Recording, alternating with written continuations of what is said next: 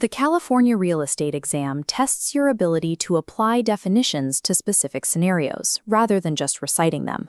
We're going to use an active recall method to see if you can identify the underlying logic the state uses to grade you. Take question 1. What is the primary purpose of the DRE? A. Agent disputes. B. Public protection. C. Building permits. D. Agent representation. Pick an answer now. The answer is B. Historically, real estate operated under caveat emptor. Modern law replaces that with consumer protection. This consumer-first focus acts as a logical filter for the entire exam. If you are stuck between two choices on a scenario question, the answer that offers the most protection to the public is usually the one the DRE considers correct. To find the actual text of these rules, you have to look at the state codes. Question 2. Which specific California code contains the real estate law? Real estate law is found in Division 4 of the Business and Professions Code. This division is split into two parts. Part 1 covers licensing, while Part 2 covers transactions and subdivided lands. Question 3. What licensed activities can a real estate salesperson legally perform independently? The answer is none. By law, a salesperson cannot perform any licensed activities independently.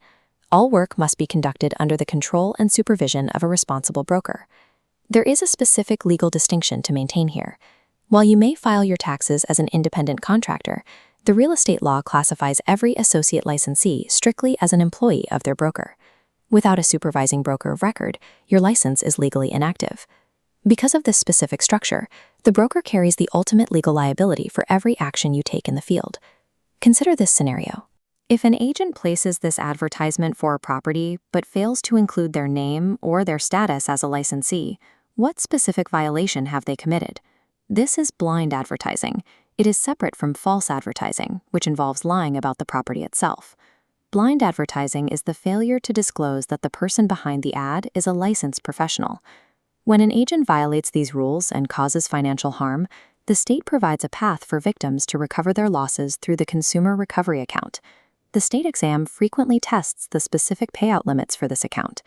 Looking at the options provided, what are the maximum amounts the fund will pay out for a single transaction versus a single licensee? The limits are $50,000 per transaction and $250,000 total per licensee.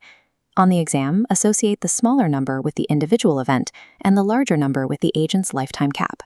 These strict advertising rules and financial recovery caps function as the enforcement arm of the DRE's primary goal, protecting the public from the financial impact of fraud. Let's apply these rules to a multi-layered scenario.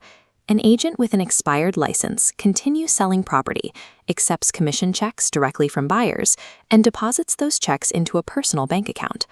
First, an expired license means you must stop all licensed activities immediately. Second, because salespersons are employees of their broker, they cannot receive compensation directly from a client. Finally, depositing client funds into a personal account is called commingling. This is a major violation that allows the DRE to suspend or revoke a license. To finalize your study of Unit 1, here are the core metrics you need to memorize. The DRE exists for public protection.